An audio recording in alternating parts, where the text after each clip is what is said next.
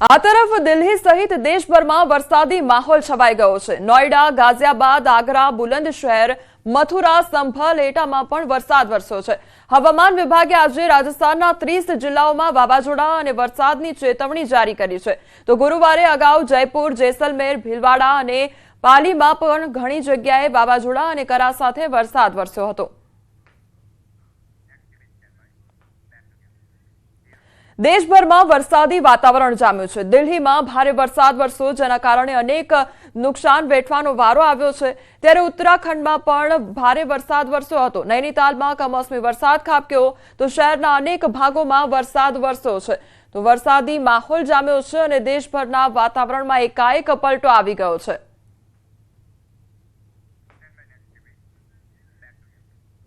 ભીષણ ગરમી વચ્ચે વાતાવરણમાં પલટો આવ્યો છે। દિલ્હી એનસીઆરમાં ભારે વરસાદ વરસ્યો તો હવામાન વિભાગે રેડ એલર્ટ જાહેર કર્યું છે। વરસાદને લઈ ફ્લાઇટ્સને પણ અસર થઈ રહી છે। અનેક સ્થળોએ વૃક્ષ પણ ધરાશયી થયા, પાણી ભરાતા વાહન વ્યવહાર ખોરવાઈ ગયો છે।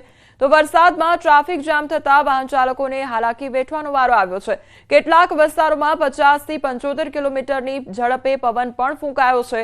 ભીષણ ગરમી વચ્ચે દેશભરમાં હવામાન પલટાયું છે। ગઈકાલ રાતથી દિલ્હી એનસીઆરમાં ભારે પવન સાથે વરસાદ વરસ્યો તો રાજધાની દિલ્હીમાં વાવાઝોડાને કારણે ઘણી જગ્યાએ વૃક્ષો પડી ગયા છે અને ભારે વરસાદને કારણે પાણી પણ ભરાઈ ગયા છે।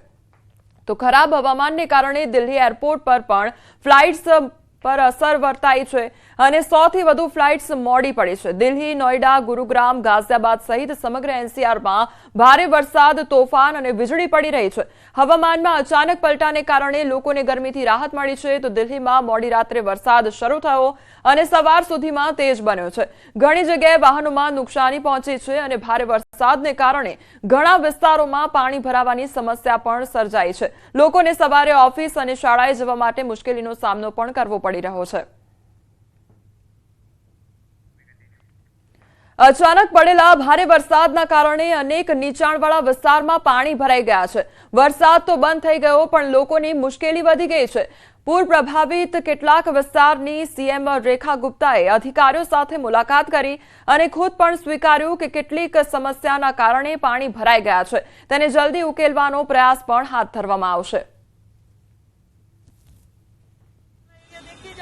देखिए, दिल्ली में जगह जगह पे जल भराव की परेशानी है और मुझे दिख रहा है कि जहाँ जहाँ पे ड्रेन है ही नहीं, कहीं पे ड्रेन है तो चौक्ड है, कहीं पे पानी सड़क टूटी होने के कारण से पानी का जमाव है, कहीं नाला टूटा हुआ है। बहुत बुरी स्थिति में अभी दिल्ली है। રાજકોટ ઉપલેટા ટોલ પ્લાઝા પર વિનાયક ટ્રાવેલ્સ ચાલકની દાદાગીરી સામે આવી છે। માલિકની પણ દાદાગીરી સામે આવી છે અને વિનાયક ટ્રાવેલ્સના માલિક પ્રફુલ્લ ચંદ્રવાડિયા ટોલ પ્લાઝા પર પોતાના કાળા સ્કોર્પિયોમાં ટોલ નાકું તોડતા હોય તેવો સીસીટીવી કેમેરામાં કેદ થયા છે અને ટોલ પ્લાઝા પર વિનાયક ટ્રાવેલ્સના માલિક દ્વારા કવરેજ કરવા ગયેલા પત્રકારો સાથે પણ ઉગ્ર બોલાચાલી કરવામાં આવી છે। પોલીસની હાજરીમાં વિનાયક ટ્રાવેલ્સના માલિકની દાદાગીરી સામે આવી। ઉપલેટા ટોલ પ્લાઝા પર વારંવાર જોવા મળી છે આ દાદાગીરી અને ત્યારે ટોલના સંચાલકે હવે ટ્રક ચાલકો સામે પણ બીજી ફરિયાદ નોંધાવી છે। વિનાયક ટ્રાવેલ્સના ડ્રાઈવરો દ્વારા ટોલ ટેક્સ પે કર્યા વગર ફૂલ સ્પીડે નીકળી રહ્યા છે। આ સમગ્ર ઘટના ટોલ પ્લાઝા પર લાગેલા સીસીટીવી કેમેરામાં કેદ થઈ છે। ટોલ સંચાલકો દ્વારા લેખિતમાં પણ ફરિયાદ કરવામાં આવી છે। તો ટોલ પ્લાઝા સંચાલકનું કહેવું છે કે ટોલ પ્લાઝા જે પબ્લિક પ્રોપર્ટી હોય પરંતુ તેને નુકસાન પહોંચાડવી તે ગુનો છે અને ફૂલ સ્પીડે ટ્રાવેલ્સ નીકળતા કર્મચારીઓના પણ જીવના જોખમ સર્જાતું હોય છે। આ મામલે ટોલ પ્લાઝા સંચાલકો દ્વારા ઈમેલ દ્વારા પોલીસને ફરિયાદ પણ કરવામાં આવી છે। ટોલ પ્લાઝા સંચાલકો દ્વારા આ મામલે કાર્યવાહીની માંગ કરવામાં આવી છે।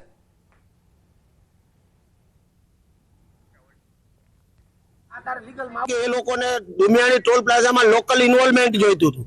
એ ઇન્વોલ્વમેન્ટ અને કંપની આપ્યું નહીં એટલે લોકો તોડફોડ ચાલુ કરી અને લોકોને ગેરમાર્ગે દોરવાનું ચાલુ કર્યું છે કે લોકલ ફ્રી હોય છે, આવું છે। અમે ગેઝેટના નોટિફિકેશન પ્રમાણે જ ટોલ વસૂલીએ છીએ અને લીગલ જે ટોલ થવો જોઈએ એ જ વસૂલવાનો આગ્રહ કરીએ છીએ। આગળ અમે એક કમ્પ્લેન, આજે બીજી કમ્પ્લેન પણ કરી છે। જે ટ્રાન્સપોર્ટરો, જે ખાનગી વાહનો છે, જે લોકો ટોલ તોડીને જાય છે એના વિરુદ્ધની આજે પણ અમે ઈમેલ દ્વારા કમ્પ્લેન કરેલી છે અને પોલીસના પ્રોટેક્શનની અમે સ્ટેટ ગવર્મેન્ટ એક સપોર્ટનો એગ્રીમેન્ટ હોય એના આધાર પર માંગણી કરેલી છે। સંવાદદાતા મુનાફ અમારી સાથે જોડાઈ ગયા છે। મુનાફ, જે વિનાયક ટ્રાવેલ્સના માલિક છે તેમની દાદાગીરી સામે આવી છે, શું અપડેટ આખી ઘટનામાં?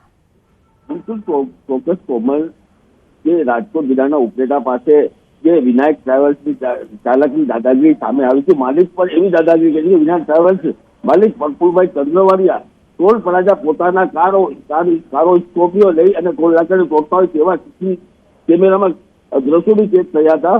ટ્રાવેલ્સના માલિક કવરેજ કરવા ગયેલ પત્રકારો સાથે ઉગ્ર બોલાચાલી કરી હતી કે પોલીસની હાજરીમાં પોલીસ જોઈ રહી છે તેવા તે રીતે દાદાગીરી કરી રહ્યો છે। આ ઉપલેટા ટોલ પ્લાઝા વારંવાર વિવાદમાં આવી રહ્યું છે। વિનાયક ટ્રાવેલ્સના માલિક દ્વારા ટોલ પ્લાઝામાં નુકસાન થતું હોય પત્રકારના ટ્રાવેલ્સના માલિક દ્વારા ધમકાવવાના પ્રયત્ન કરવામાં આવ્યા છે। પત્રકારોની સાથે ઝપાઝપી સામે પોલીસ હાજર હતી, પરંતુ પોલીસ કોઈ જાતની કાર્યવાહી કરી નહીં। વિનાયક ટ્રાવેલ્સ દ્વારા એ છે ડ્રાઈવર દ્વારા ટોલ પે કર્યા વગર ફૂલ સ્પીડમાં નીકળી રહ્યા છે તેવા સીસીટીવી કેમેરામાં કેદ થયું હતું। સમગ્ર ટોલ પ્લાઝામાં લાગેલ સીસી કેમેરામાં કેદ થયું હતું। ટોલના સંચાલક દ્વારા લેખિતમાં ફરિયાદ કરવામાં આવી હતી કે ટોલ પ્લાઝામાં સંચાલકોનું કેવો ટોલ પ્લાઝા જે પબ્લિકનું પ્રોપર્ટી હોય તેને નુકસાન પહોંચાડવામાં આવે છે, મોટો ગુનો થાય છે। ફૂલ સ્પીડમાં ટ્રાવેલ્સ નીકળતા હોય છે, કર્મચારીઓને તેના જીવ જોખમમાં આવે છે। મામલે ટોલ નાકા પ્લાઝા સંચાલક દ્વારા ઈમેલ કરી અને પોલીસને ફરિયાદ કરવામાં આવી છે કે ટોલ પ્લાઝા સંચાલક દ્વારા આ મામલે કાર્યવાહી કરવાની માંગ બી કરી છે। જી કોમલ। જી મુનાફ, સમગ્ર માહિતી બદલ આપનો આભાર। સુરત શહેરમાં બૂટ ચોરીની ફરિયાદ નોંધાઈ છે। સરથાણા પોલીસ ચોપડે આ પોલીસ ફરિયાદ નોંધાઈ છે। બ્રાન્ડેડ કંપનીના બૂટની ચોરી કરવામાં આવી છે। બૂટ ચોરીની ઘટના સીસીટીવી કેમેરામાં કેદ થઈ છે, તો સીસીટીવીના આધારે પોલીસે વધુ તપાસ હાથ ધરી છે। અંદાજિત 7,000 રૂપિયાના કિંમતના બૂટની ચોરીની ફરિયાદ નોંધવામાં આવી છે।